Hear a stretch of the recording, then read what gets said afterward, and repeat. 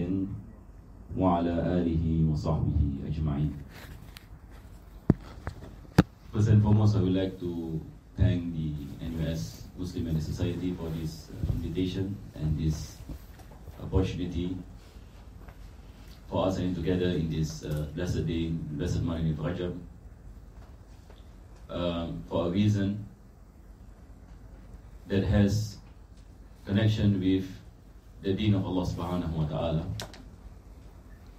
And we begin by praying to Allah subhanahu wa ta'ala that Allah bless this gathering.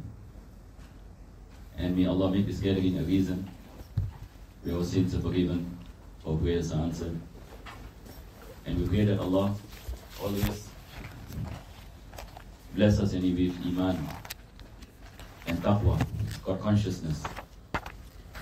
And we pray that Allah protect us from all difficulties, trials and tribulations in this world and the next.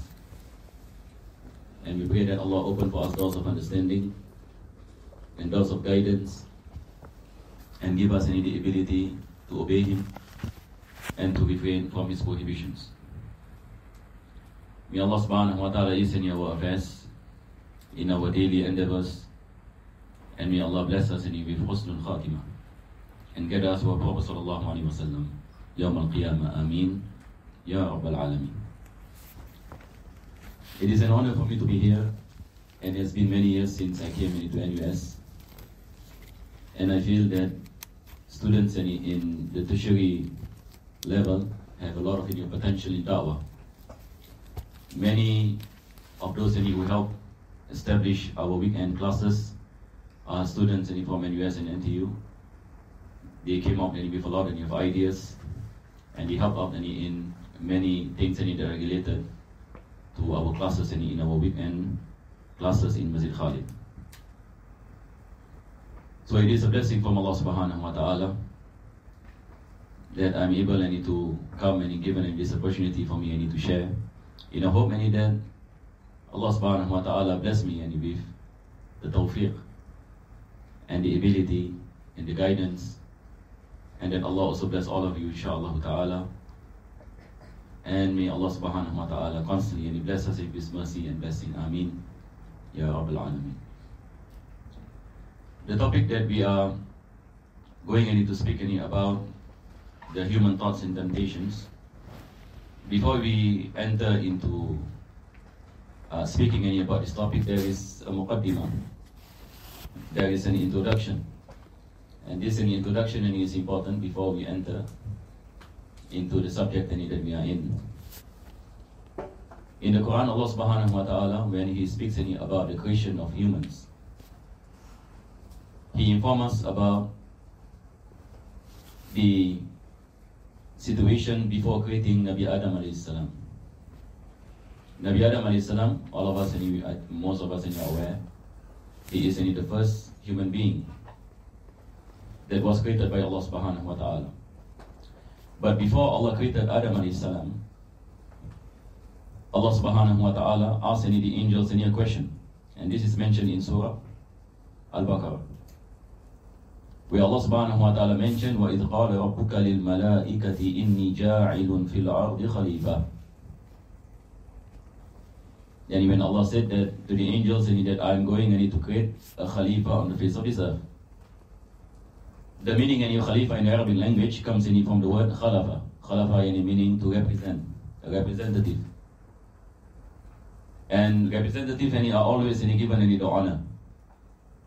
When you represent someone, the one who selected you for this representation must be careful to select a person who has the capacity to carry out the obligations and the works that has been commissioned to him. So for example, we have the ambassador of Singapore in a certain country. So we will find that this person has the qualifications and has the capacity to carry out his obligations, and has understood what the government wants, and what are the do's and what are the don'ts. So when we speak about Khalifa, a representative, it is an honorable position. Just like we have the Khalifa of the Prophet sallallahu alaihi wasallam. the Khulafa al-Rashidin. After the death of the Prophet sallallahu alaihi wasallam came Abu Bakr radiallahu anhu. He is the Khalifa. And he is the representative of the Prophet sallallahu alaihi wasallam. So they have any to choose any the best.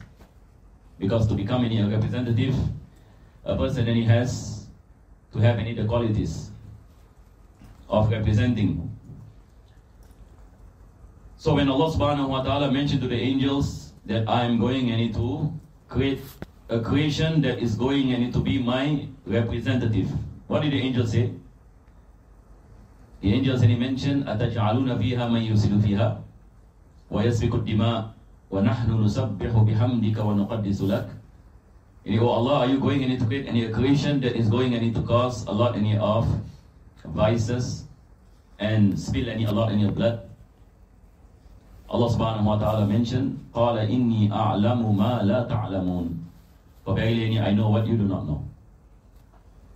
So this creation of Allah subhanahu wa ta'ala is a special creation.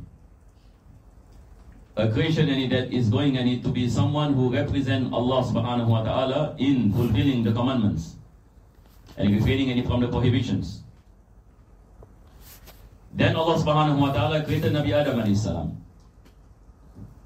And then in the same few verses of this incident, Allah subhanahu wa ta'ala mentioned about the speciality about this creation.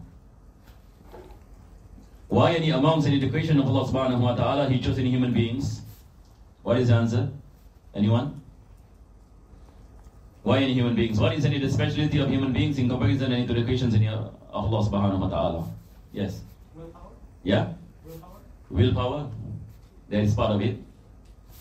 Actually angels also has will.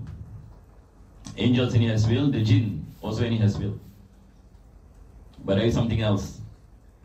When Allah said, وَعَلَّمَ آدَمَ الْأَسْمَاءَ كُلَّهَا ثُمَّ عَرَضَهُمْ عَلَى الْمَلَائِكَةِ فَقَالَ أَنْبِئُونِي بِأَسْمَاءِ هَؤُلَاءِ إِن كُنتُمْ صَادِقِينَ. وَعَلَّمَ آدَمَ الْأَسْمَاءَ كُلَّهَا. Yani Allah taught Nabi Adam alayhi salam about the names of things and its functionality.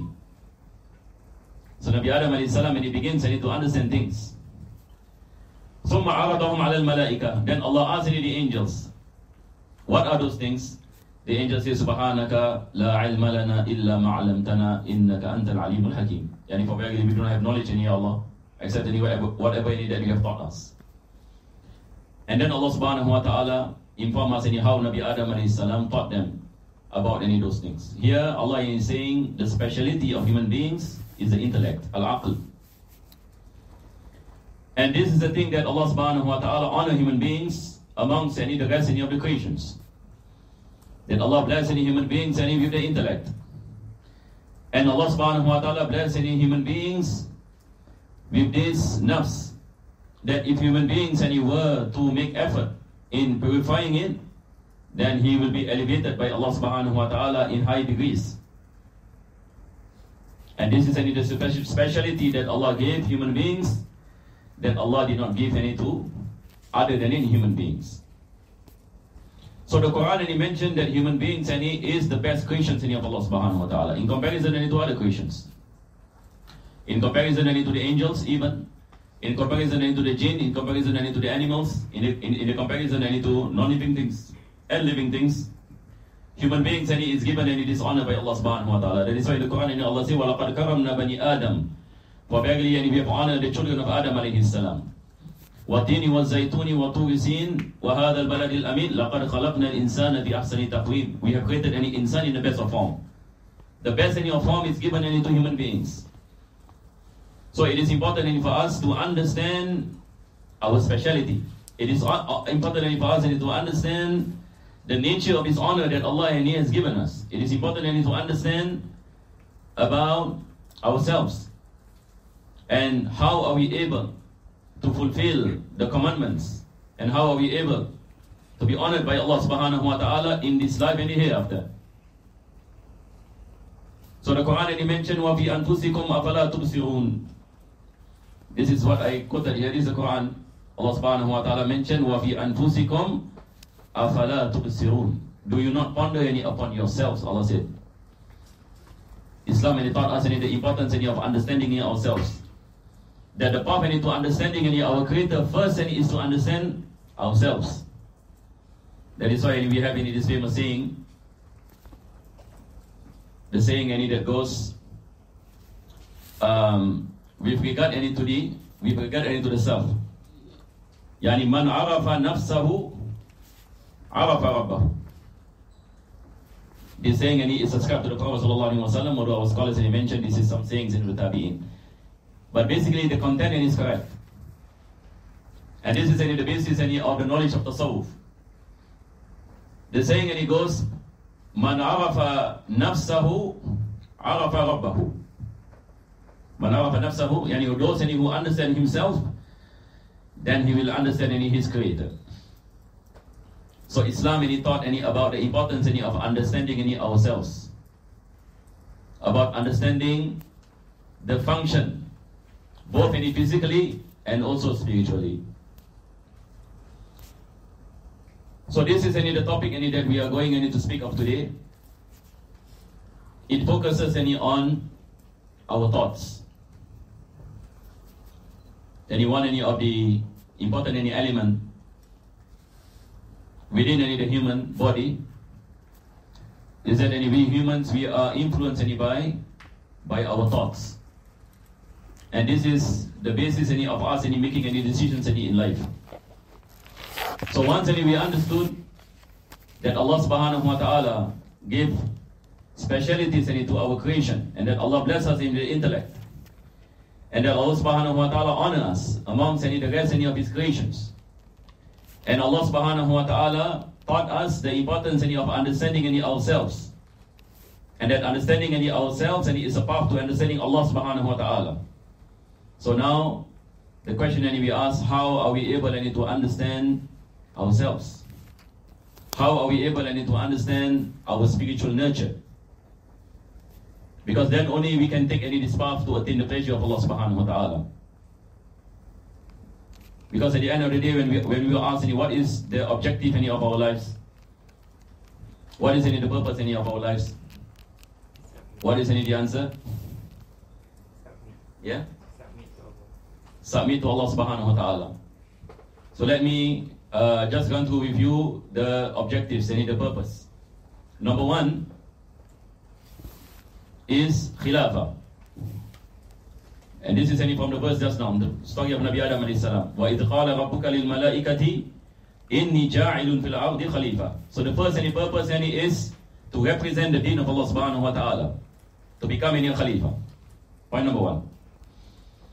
Purpose number two is ibadah, worship of Allah subhanahu wa ta'ala. And this is mentioned in the famous verse always we quote, وَمَا خَلَقْتُ الْجِنَّ وَالْإِنسَ إِلَّا لِيَعْبُدُونَ. I have not created insan and jinn except to worship me. This is the second objective, that is ibadah. The third objective that many people are not speaking about, which I seldom rarely hear people speaking about this aspect, which is also very important. It is a concept that is called al-isti'mar. Have you heard about this one? We have khilafah, ibadah. Number three is isti'mar. Clear, inshallah? What is the meaning of isti'mar? And this is important for you tertiary students especially. Some of you are, I don't know, in the engineering department, some of you are studying IT, correct? Huh? Some of you are studying in biotech and so on and so forth. It is important for you to understand this aspect. Isti'mar meaning development. One of the objectives behind the creation of human beings is to develop societies and civilizations. Bring about civilizations. How do we develop any societies and bring about civilizations? By establishing knowledge. By establishing any knowledge and by establishing expertise and specializations for the need of societies to progress and to bring about a great civilization. And this is what the Prophet ﷺ did for 23 years. Then came the Sahaba radiallahu anhum, then came the Tabi'in and Tabi'in. What happens after a few years? A great civilization was developed. The Muslims were advanced in every aspect of technology. I mean, if you study history, correct or not? Yani in the first 100 years of Hijrah, what happened? Yani we have the birth of Banu Umayyah. After the death of Sayyidina Hassan and Sayyidina Hussein, we have the Khilafah of Umayyah, and then came the Abbasid after that. And then came the Caliph Harun al-Rashid, who established the Baytul Hikmah. And the words he mentioned, this is the golden age of Islam. Yani when during the time of Harun al-Rashid, when Baytul Hikmah was established in Baghdad, that is the golden age of Islam. When the Westerners are still in the dark ages. The West is still in the dark ages. So Islam brought about a great civilization. So last time we see the Muslims, they prospered in every aspect of knowledge. If you speak about mathematics, you will find many of our scholars are mathematicians. If you speak about medicine, many of our ulama last time they were doctors. People like Ibn Sina, people like Al-Khawarizmi. Nowadays when we study mathematics and we are familiar with terms algorithm. Algorithm when it comes from Al-Khawarizmi. Correct or not? Yani one of those who is the leader in Baytul Hikmah. Yani he was the one who established in algebra. Because the word in algebra comes from al-jabr. Those who understand Arabic and know al-jabr any meaning, it is attaching something, jabr. So we find that the Muslims progress in every aspect of technology. While the West are still in dark ages, remember that.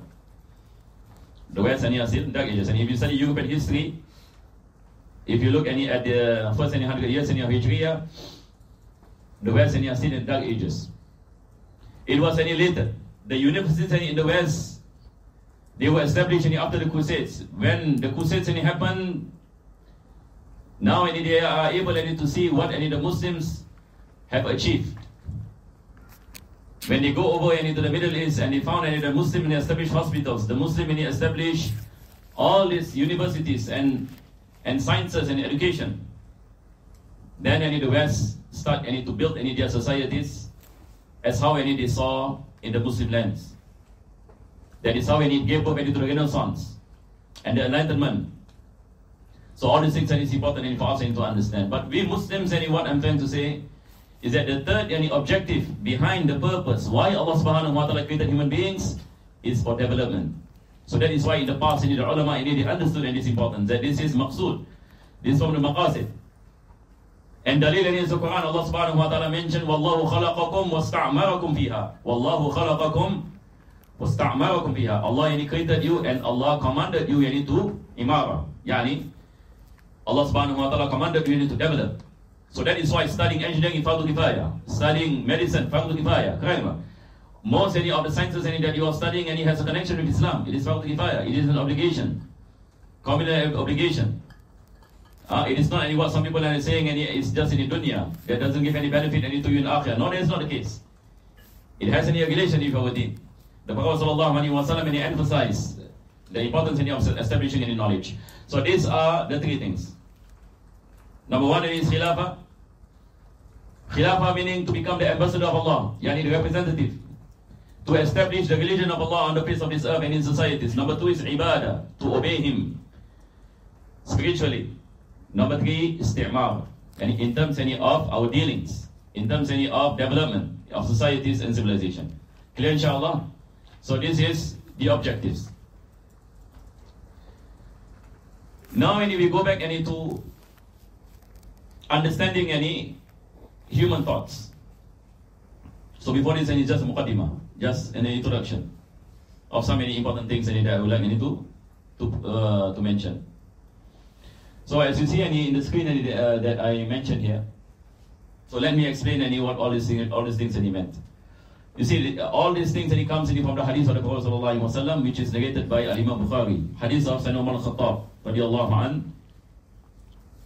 Many of you have heard in this particular hadith where the Prophet ﷺ mentioned, "Innamal a'malu bin niyyat." All of you have heard about this hadith?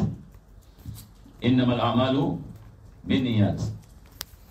So the Prophet ﷺ, he mentioned that the actions of human beings is based on his intention. Tamam? Our actions are based on our intentions. وَإِنَّمَا لِكُلِّ امْرِئٍ مَا نَوَى. And rewards that comes in from Allah subhanahu wa ta'ala are based on what? Are based on intentions. So Islam gave a lot of importance to understand what is the meaning of intention. What is the meaning of an-niyat? That becomes the measurement where our deeds are accepted by Allah subhanahu wa ta'ala or not accepted by Allah subhanahu wa ta'ala. So from here our ulama, they speak about what is this niyyah? What is any niyyah? So they mention that human beings, before anything else, there is something that is called hadithun nafs. This is the first thing. Hadithun nafs.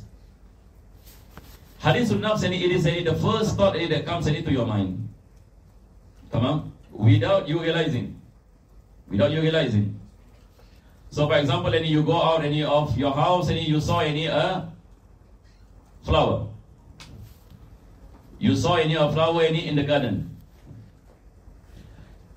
And then it comes to you that you want to take it.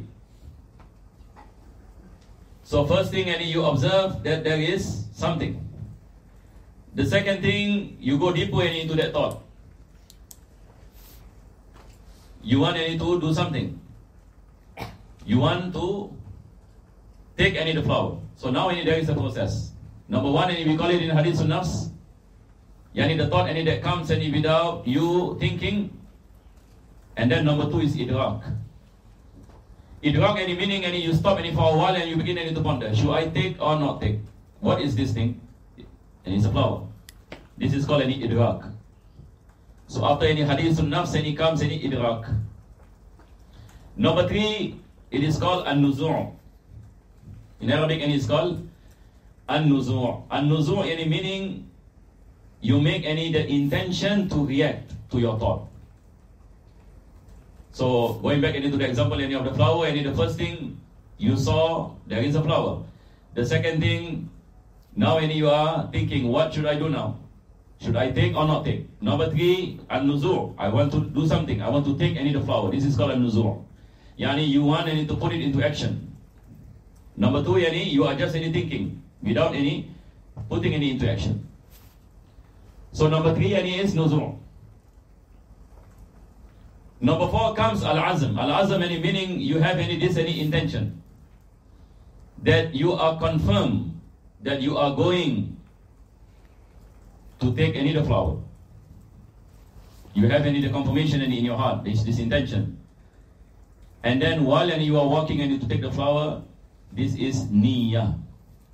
Al-Imam Shafi'i, when he speaks about an-niyyah, the hadith of the Prophet sallallahu alaihi wasallam, innamal a'malu bin niyyat, he mentioned an-niyyah is al-qasdul muqtarinu bil fi'l. Al-qasdu al-muqtarinu bil fi'l. What is the difference between niyyah and azm? Niyyah and azm is azm, you intend, but you have not do anything yet. You are just sitting down. But when it comes to niyyah, you are on the way to execute that action. This is called an-niyyah. Why is this important for us to understand? You see, the question arises, when did Allah give you the rewards? Is it in hadithun nafs, idrak, nuzur, or azm, or niyyah? And because in Islam, when you intend to do something good, will you get the reward for your intention? You will get the reward for your intention, correct? No? But when you perform that particular action, then Allah subhanahu wa ta'ala will multiply those rewards. So when you have the azm, Allah will bless you the rewards. When you have the azm. And when you make the intention with the action, then Allah will multiply your rewards. So this is the first thing when it comes to the stages of how human beings think. So this is the first one. So the Sharia, the laws of Allah subhanahu wa ta'ala will not penalize you for number one. It will not penalize you for number two. But it penalizes you at number 3. It can penalize you at number 3. What is the meaning it penalizes you at number 3? So let me give you an example. Earlier we gave the example of the flower. A person and he saw something. And then he comes into his mind to steal. And he wants to take it. But he knows that this particular thing is not his. Belongs to somebody else. So when it comes into hadith nafs, the thought of stealing comes. Idrak. He started to think, how am I going to take this thing? An-nuzur. Then he has decided that he is going to perform this particular action. Here the Sharia comes in. The law of Allah subhanahu wa ta'ala now tells him that this particular action that you are about to do is haram. This particular action is prohibited. You cannot do this particular action. If you do this particular action, then you have to bear the sin. But if a person doesn't pay attention to this and then he has this azam, khalas, and he said that whatever it is, I will do it, na'udhu billah min dhalik, and then comes the action with the intention, then the sin will come. So this is the process in relation to the law of Allah subhanahu wa ta'ala. So the next thing I would like to talk about is the sources of our thoughts. And this is very important. So when we speak about human thoughts, just now we spoke about the process, how we think, and how the relation with the law of Allah subhanahu wa ta'ala. But now when we ask the question, what are the sources of our thoughts? Where does our thoughts come from? Even before hadith nafs, even before. Clear? What is the thing that affect you? What is the thing that create this hadith nafs? Even this Islam gave the solution. Islam educate us on how are we able to understand the sources of these thoughts. So in our Islamic tradition, our scholars mentioned there are 4. So this is what you see on your screen. These are the sources of our thoughts. Meaning what? Meaning the origin of our thoughts. And it is important for us to understand whenever we think about doing something, where does the source of this thought comes from? Have you ever thought about this? Sometimes you want to do something, but do you know what is the source of the thought of doing that particular thing that you want to do? This is the question. If you are able to understand the nature of the sources, then you are able to understand where is that source of the thought that comes out from you. It is said that a human being daily gets how many thoughts that come across in his mind. You see, as humans, we always have a lot of thoughts. For example, at the moment when we wake up from our sleep, the thought of going to the toilet, the thought of brushing our teeth, the thought of performing our Fajr prayers, the thought of remembering Allah subhanahu wa ta'ala, the thought of bathing, the thought of wearing any clothes, the thought of going out of the house, the thought of going into certain places. There are so many thoughts in a day. It is said, Allahu Alam, it is about 72,000. 72,000.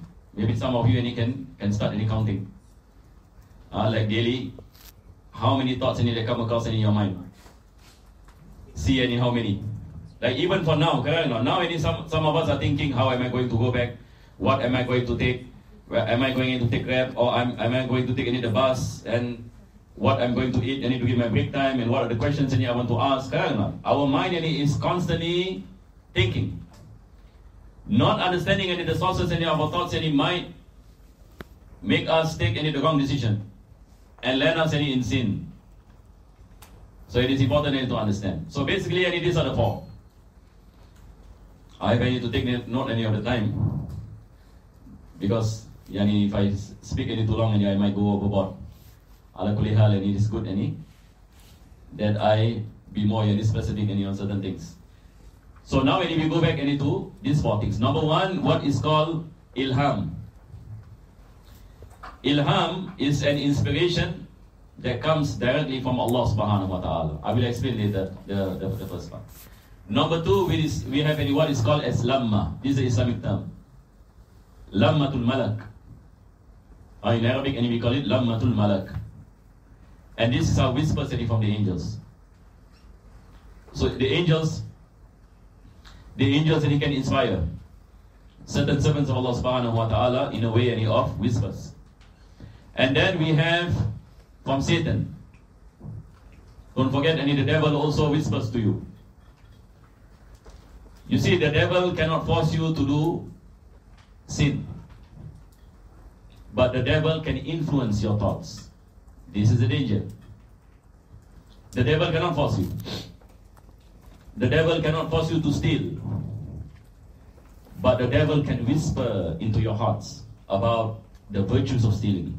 To such an extent that you are motivated by those whispers, that it brings you to do that particular action. This is the shaitan. And then we have the last one, is whispers that comes from the NUS, from our desire. And this is called hawa. In Arabic, it is called hawa. So number one, when it comes into ilham, we have the verse in the Quran, فَأَلْهَمَهَا فُجُورَهَا وَتَقْوَاهَا. Which surah is this? فَأَلْهَمَهَا فُجُورَهَا وَتَقْوَاهَا قَدْ أَفْلَحَ مَنْ زَكَّاهَا وَقَدْ خَابَ مَنْ دَسَّاهَا. In the Quran, Allah subhanahu wa ta'ala speaks about inspiration. That Allah inspired the nafs. So this inspiration is called ilham. It comes from Allah subhanahu wa ta'ala. Number two, we have in the hadith of the Prophet sallallahu alaihi wasallam on lammatul malak, that the angels inspire the servants of Allah subhanahu wa ta'ala who constantly engage in the remembrance of Allah. And number three, we have the verse in the Quran in Surah An-Nas, قُلْ أَعُوذُ بِرَبِّ النَّاسِ مَلِكِ النَّاسِ إِلَهِ النَّاسِ مِنْ شَرِّ الْوَسْوَاسِ الْخَنَّاسِ. In the Quran, Allah mentioned and He asked Allah for protection from what? The waswas of Al-Khannas. Al-Khannas is one of the names of Shaitan. So waswas is the whispers of Shaitan. Al-Hawa is what we mentioned. فَأَلْهَمَهَا فُجُورَهَا وَتَقْوَاهَا. We have another verse where Allah subhanahu wa ta'ala mentioned وَنَهَا النَّفْسَ عَنِ الْهَوَى فَإِنَّ الْجَنَّةَ هِيَ الْمَأْوَى. And when Allah speaks about the dwellers in your paradise, Allah mentioned that one of the things that they do is وَنَهَا النَّفْسَ عَنِ الْهَوَى, that they fight their desires. They go against the whispers of the nafs. So these are the three sources of the human thoughts. Number one, it can come from Allah subhanahu wa ta'ala as a form of ilham and inspiration. Number two, it comes from the angels. Number three, it comes from shaitan. Number four, it comes from the nafs. So the thoughts that is happening in our bodies is originated from any of these four sources. But the challenge is, how are we able to know that the thought that comes into our mind is an inspiration from Allah, or the thought that comes from our mind and is from the shaitan, or the thought that comes from our minds is from our nafs, or it comes from the angels. So this is where Al-Imam Ghazali, for example, spoke about this in Minhajul Abidin, and likewise in books of Tasawwuf like Ihya Ulumuddin. After they spoke about the sources of thoughts, they speak about the characteristics and how are we able to differentiate. So let me just give you an example. This is a lengthy topic, but I will just summarize some points. So for example, if a person has a thought to do a particular sin, and suddenly a person, for example, comes into his mind to steal. But this thought cannot be from Allah. Okay. Half an hour later. this thought that it cannot be from Allah subhanahu wa ta'ala. Why? Because anything that brings any about us committing sin cannot be from Allah subhanahu wa ta'ala. Allah subhanahu wa ta'ala commanded us to obey Him. So it either comes any from our nafs or it comes any from shaitan. It also cannot come any from the angel. Angel any do not any whisper things that are related any to ma'siyah. Because angels, they are ma'soom. They are protected by Allah subhanahu wa ta'ala from committing sin. It is impossible any that they encourage you any to commit sin. Impossible. So now it's either one any of the two. Either any this particular thought and it comes any from shaitan, yani he whispers any to your heart that make you think it, you need to commit any that action, or it comes any from your nafs. So now any comes any the question, how do we differentiate the thought that comes any from shaitan and the thought any that comes any from our nafs? This is a tricky part, and this is difficult. Al-Imam Ghazali, he said that you must look at the nature of this thought, whether it is emphasizing or not emphasizing. Meaning if the thought any comes into you that you are going any to steal, I'm just giving an example. If the thought any comes into you to someone, and for example, suddenly he thinks any about stealing, how is he able to differentiate that this comes any from shaitan or comes any from the nafs? There is a test. What he has to do is remember Allah subhanahu wa ta'ala. Say astaghfirullah al-azim, astaghfirullah al-azim, la ilaha illallah. See the thought and it goes off or doesn't goes off. If the thought and it goes off, it's from shaitan. But if you remember Allah subhanahu wa ta'ala, say astaghfirullah al-azim, astaghfirullah al-azim, astaghfirullah al-azim, the thought and it keep on heavy on you, emphasizing. Now this is not from shaitan. This comes in from the nafs. So the difference in between the thought that comes in from shaitan and the thought that comes in from the nafs, the thought that comes in from the nafs is emphasizing. Whereas the thought of shaitan is da'if. That's what Allah mentioned in the Quran. That the whispers of shaitan is weak. Weak meaning, if you remember Allah subhanahu wa ta'ala, it vanishes. Because shaitan, and whenever you remember Allah, what happens? Khannasa. That's why in the Quran Allah mentioned min sharril waswasil khannas. Khannas meaning it comes and goes. It comes and goes. When you remember Allah, it go away from you, and then He will look at you. If you do not remember Allah subhanahu wa ta'ala, mashallah, it comes back. And shaitan loves if a person is neglectful of the remembrance of Allah subhanahu wa ta'ala, he becomes Kareem. He becomes his friend. Shaitan when he is close to a person, he constantly doing these whispers to destroy you. So that is why there are some people, for example, they are depressed on certain things. When we look at the person and we ask, is he or she have any form of remembrance of Allah subhanahu wa ta'ala or no remembrance of Allah subhanahu wa ta'ala?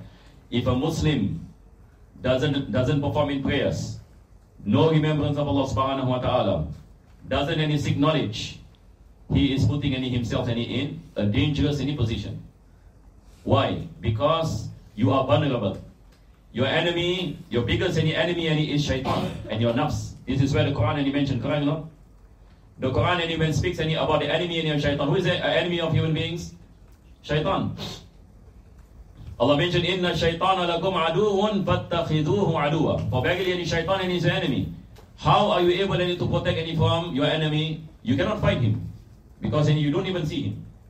He can enter into your body. La ilaha illallah. The Prophet when he speaks about the devil, the Prophet mentioned he can enter into your blood veins. What is this creation? What is this disturbing of creation, and it can enter into my body and can influence my thoughts and can whisper into my hearts. This is our enemy. So we cannot fight this enemy with swords. There are some people he says that how good can he be if we can fight the devil with our hands. But the thing is you don't see this enemy and you cannot fight him with your hands. But how are you able to protect yourself from him? That is why in the Quran Allah mentioned min sharril waswasil khannas. Yani qul a'udhu bi rabbin nas, malikin nas, ilahin nas. the only form of protection that we can get any from this enemy is from Allah subhanahu wa ta'ala through the invocations, through adhkar, through the remembrance of Allah subhanahu wa ta'ala. Because when you remember any Allah, He distant any Himself any away any from you. So you are protected any from His whispers. But if you don't have any such any protection, and you are putting any yourself, and you are going any into the battle and without any weapon, He can hit you any so hard that He can influence you in every of your actions. So this is the nature any of the waswas. The waswas is weak, but the problem is, if a person has no form of remembrance of Allah subhanahu wa ta'ala, it can be overwhelming. Right? When it comes into the nafs, it is emphasis. The nafs emphasize. Yani, if a thought any comes into us, and it won't go away from our minds, it keep on coming. Have you experienced this? Have you experienced a thought of doing something that is so powerful that it keeps on coming? Even in you, Allah, when your prayers also in your prayers and also, it hits in your mind. After in your prayer, Assalamu alaikum, also it hits in your mind. Astaghfirullah azim, also the thoughts doesn't leave you.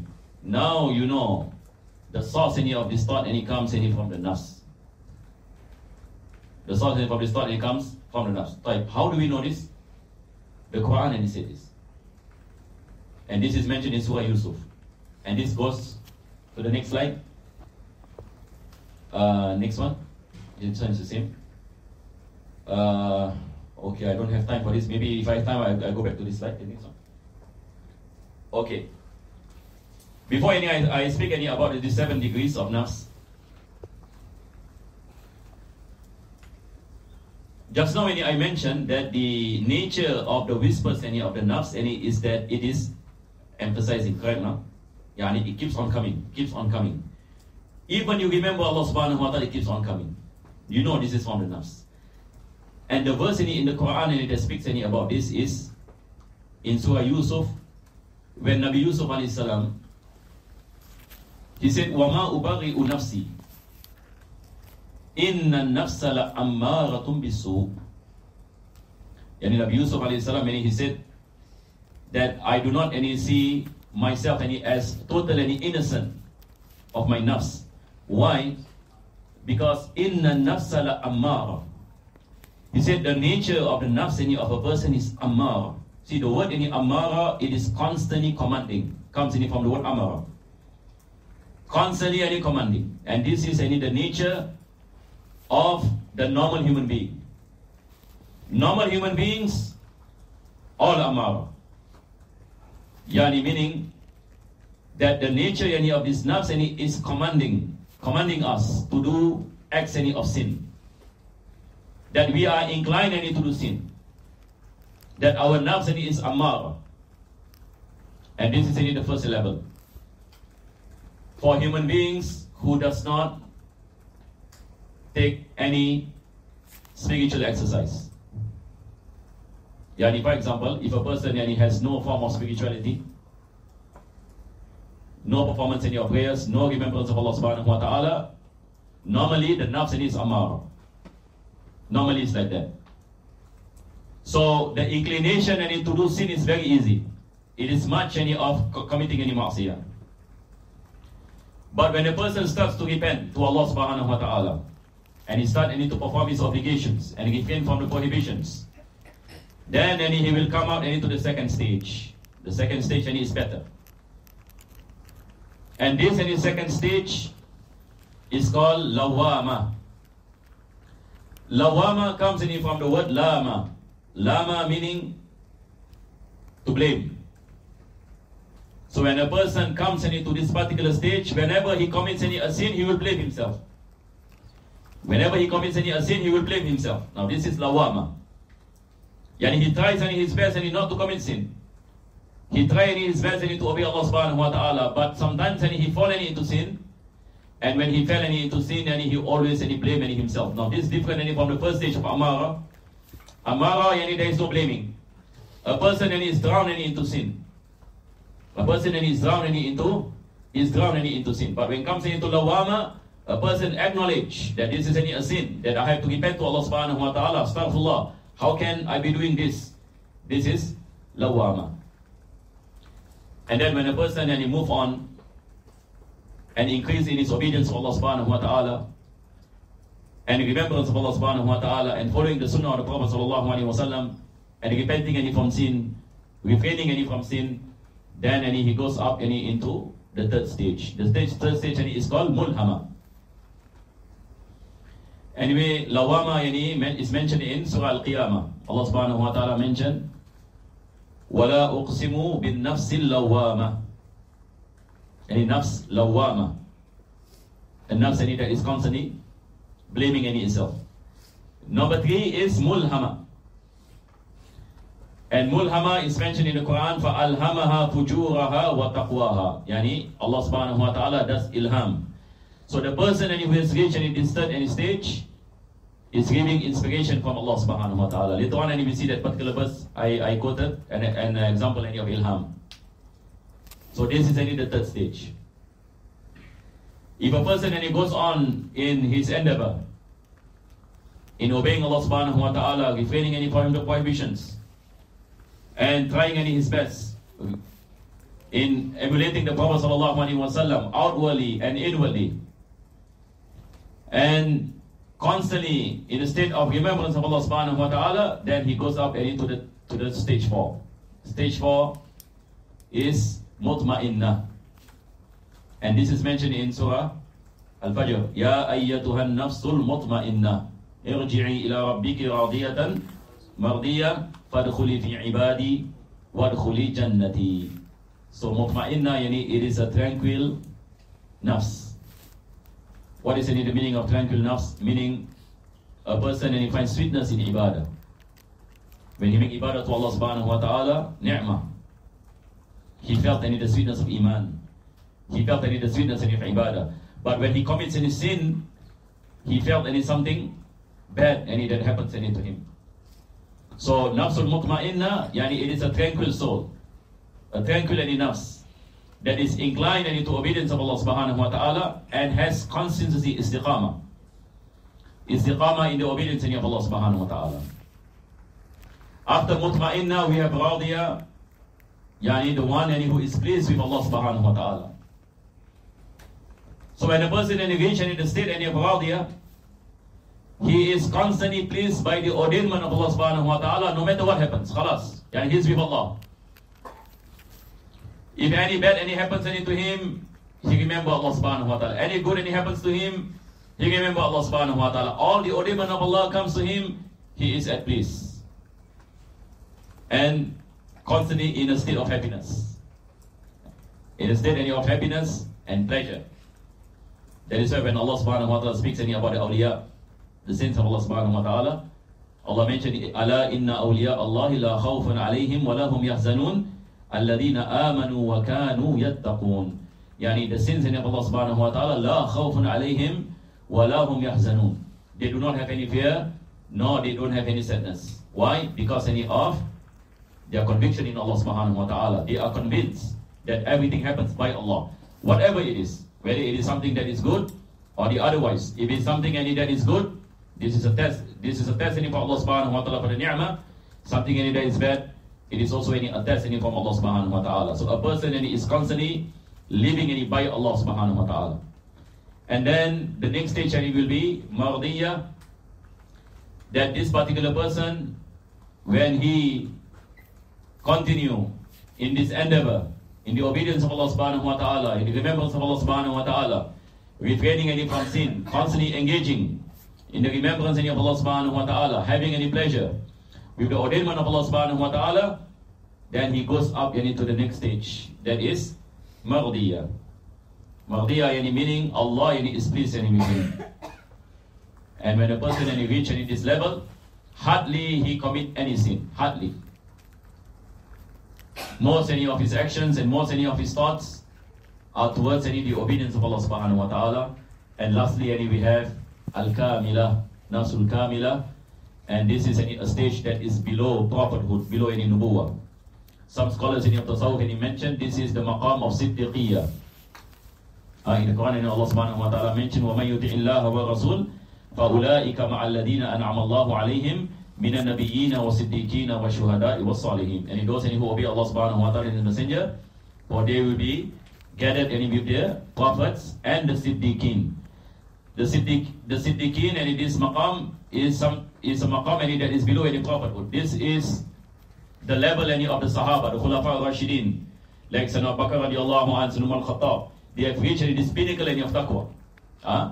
That they are constantly in the remembrance of Allah subhanahu wa ta'ala, and constantly obeying Allah subhanahu wa ta'ala, refraining from his prohibition, and they possess the prophetic akhlaq. These are the people who have reached the pinnacle of taqwa. So these are the 7 degrees. Now it is time for us to ask ourselves, where are we? If I were to ask you this question, where do you think you are? And we require any muhasabah, self-reflection.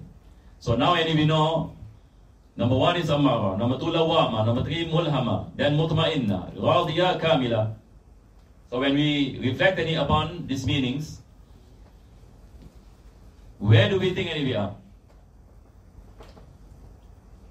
Can all of you ponder?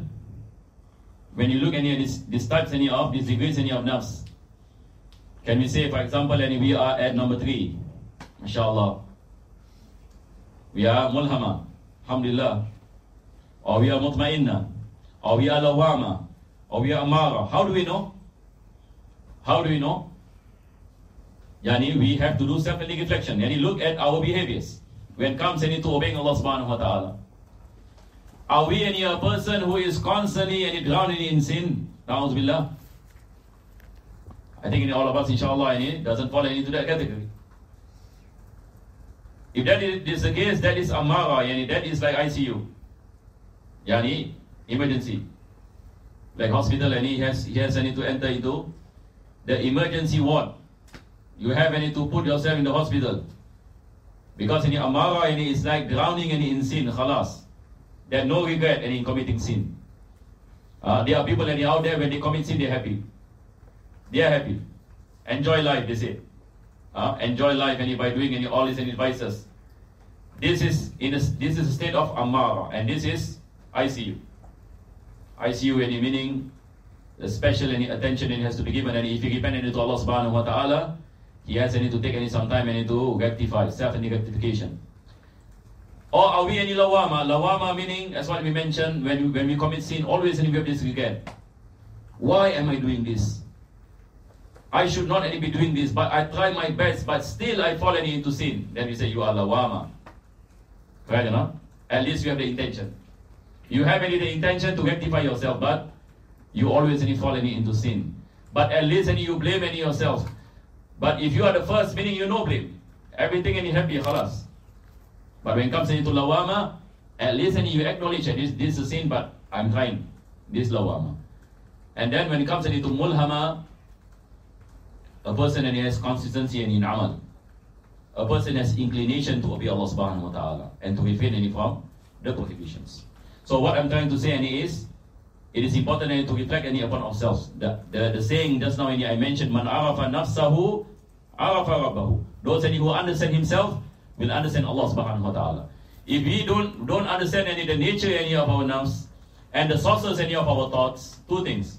The sources of our thoughts, the nature of our nafs, how are we able to attain the pleasure of Allah subhanahu wa ta'ala? Because attaining the pleasure of Allah subhanahu wa ta'ala requires understanding the nature of ourselves. Then only we are able to understand how are we able to go about in bringing ourselves closer to our Creator. We also need to understand the nature of the waswas of the shaitan. Because while the more you remember Allah subhanahu wa ta'ala, shaitan will become worried. Shaitan will try his best to delude you. And he has many strategies.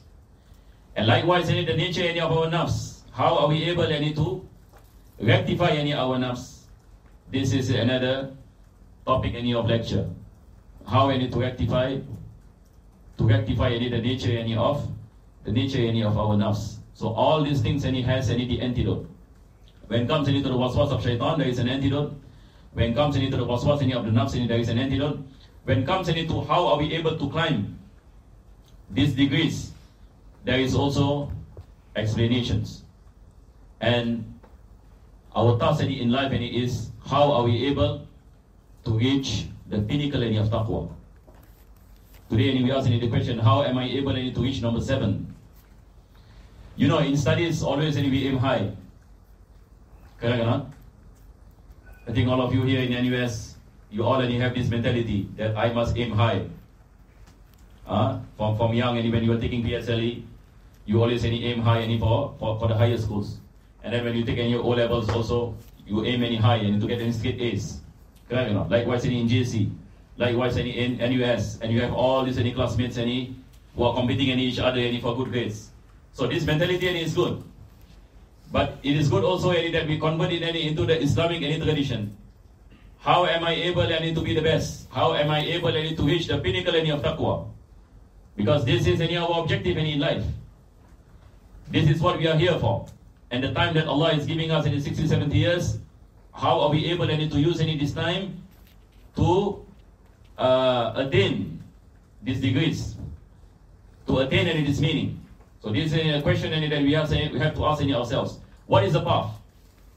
What are the ways that we are able to rectify ourselves?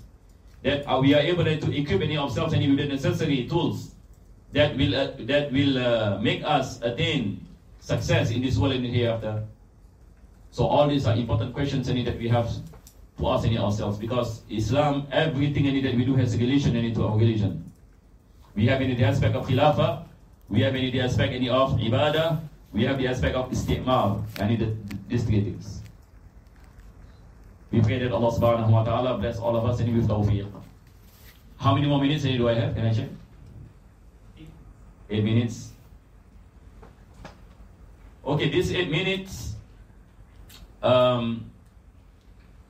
maybe I will touch on, as a summary, how are we able to climb this ladder? You see, point number 1, what is important is that we have to observe the Sharia. Point number 1, whatever it is, whether we are speaking about amara, lawama, mulhama, mutma'inna, at the end of the day, the first step is to equip ourselves with the knowledge of the Sharia. Why?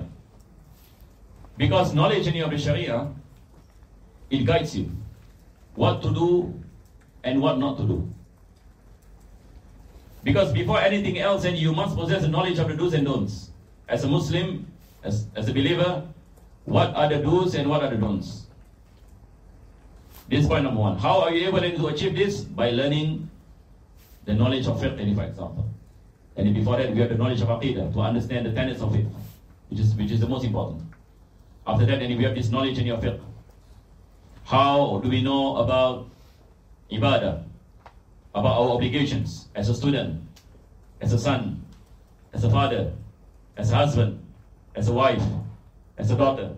How are we able to understand responsibilities? What Allah has placed on my shoulders? How am I able to understand my obligations as a Muslim? I have to perform the 5 times daily prayers. How do I perform the 5 times daily prayers? What is the knowledge that I need to seek? This is the knowledge in your fiqh. And then it comes the knowledge of tasawwuf, spirituality. When I am performing the Sharia, Allah subhanahu wa ta'ala looks at the state of my heart. How am I able to attain ikhlas, sincerity, humility? Because all these things comes together. We perform the outward obligations, and likewise we put importance in the inward spirituality. So this is the path to Allah subhanahu wa ta'ala, by observing the laws of the Sharia. And we can only observe it after we have studied. So here comes the importance of seeking knowledge. Then comes the importance of practical, implementing the knowledge that we seek. And it helps us in differentiating the waswas, the whispers. If a thought comes to us to do a particular thing, we know this haram. I cannot do it. We know this is halal. We know this wajib. We know this makruh. That is why shaitan difficult to influence you, because you know what is right and what is wrong. That is why there is a saying, it is easier for shaitan to delude 1,000 abid, and it is more difficult for him to delude one alim in comparison to 1,000 abid. Why? Because abid worship Allah subhanahu wa ta'ala but cannot make any differentiation. Any thoughts that comes from the shaitan, he thought it is something and it is good, but actually it is a sin. He is unable to differentiate. But if you are able to differentiate, if you study the Sharia, then you know that this is not correct. I shouldn't be doing this. Then you know this comes from the shaitan. Clear, inshallah? So knowledge is important. And in our path into Allah, to attain the pleasure of Allah subhanahu wa ta'ala, point number 1 is seeking knowledge. Point number 2 is implementing the knowledge, outwardly and inwardly. Outwardly and in our actions, inwardly and with our intentions, and outwardly and with our actions, inwardly and with our intentions and sincerity. So this is point number 2. Point number 3, how are we able to engage in the remembrance of Allah subhanahu wa ta'ala? Because the thing is, the more we remember Allah subhanahu wa ta'ala, the more we recite in the Quran, the more we ponder upon the greatness of Allah subhanahu wa ta'ala, the more inspiration that comes in from Allah. The more inspiration that comes in from Allah. The more inspiration that comes in from Allah subhanahu wa ta'ala, it will have any effect on our actions. So our actions will be guided by the virtue of us obeying Allah subhanahu wa ta'ala, outwardly and inwardly. And this will elevate our status and will increase our degrees, while we refrain ourselves from committing any sins, outwardly and inwardly, and emulating our Prophet sallallahu alaihi wasallam in his action. So this is basically a summary of the path into Allah subhanahu wa ta'ala, and how we are able to increase in our degrees and increase in the stages of the nafs. And we pray to Allah subhanahu wa ta'ala that Allah bless us with tawfiq. Actually, I wanted to speak about the verse. This is pertaining to the mother of Nabi Musa alayhi salam. And this is an example of inspiration that comes from Allah subhanahu wa ta'ala. So let me just summarize that particular verse. You see, Nabi Musa alayhi salam, when he was born, the Pharaoh actually wanted to kill all the babies of the Bani Israel. And then Musa alayhi salam, when he was born in that particular situation, so the mother was afraid that the Pharaoh will kill the child. And then in the Quran, Allah subhanahu wa ta'ala mentioned about the inspiration that Allah gave to the mother of Nabi Musa alayhi salam. And this inspiration is so strong that it influenced her to put her child on the river. So if you know the story of Musa alayhi salam, the mother basically was inspired by Allah and placed the child on a basket or chest, and then put the chest on the river. Our scholars mentioned no sound woman would do such a thing to an infant. But this is inspiration from Allah subhanahu wa ta'ala, because the nature of this inspiration is that it is a powerful inspiration, that it moves people. So that's what she did. She placed her child on the river, and then she has the fear for the child. Allah subhanahu wa ta'ala inspired her not to have fear, that the help of Allah will come. And then what happens after that? Fir'aun adopted Nabi Musa alayhi salam in his castle.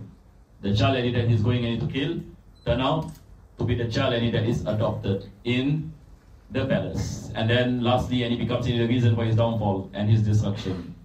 All of this is by the ordainment of Allah subhanahu wa ta'ala. So I hope all of you gain benefit from this session. I mentioned a few pointers. I spoke about the sources of thoughts. I spoke about the degrees of the nafs, and the importance of this effort to rectify ourselves and remembrance of Allah subhanahu wa ta'ala, and how we are able to ascend in the degrees to Allah subhanahu wa ta'ala.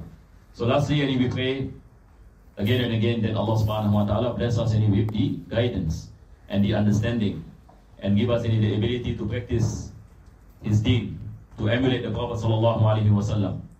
All of these things, it is important for us to firstly understand, and then now is the time we are able to put in our plan. How am I going to bring about myself to take this path, this spiritual path, to attain this to attain any of these virtues. How am I able to do it? So we have to have a strategy. In life, we have to have a strategy. These things must be clear to us. What are our objectives in life, and how are we able to attain it?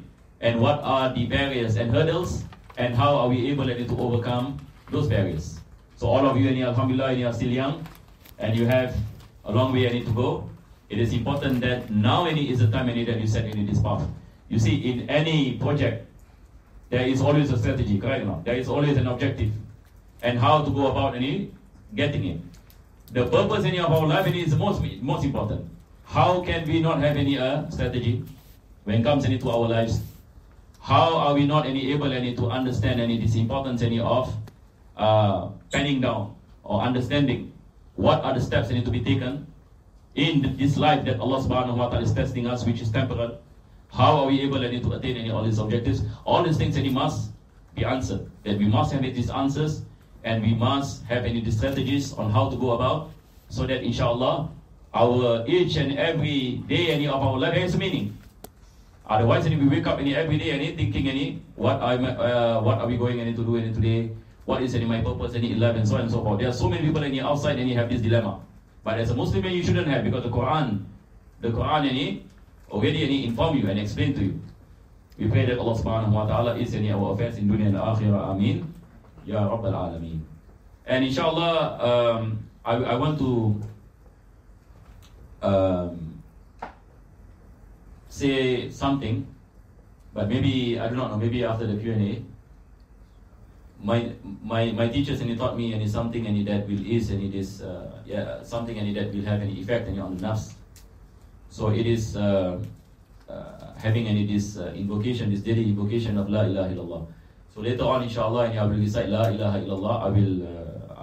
I will teach you how to recite, and then it can be applied in your daily lives, inshallah. Maybe I think after the Q&A, I will recite, inshallah. Okay. So is it now the Q&A, or is it?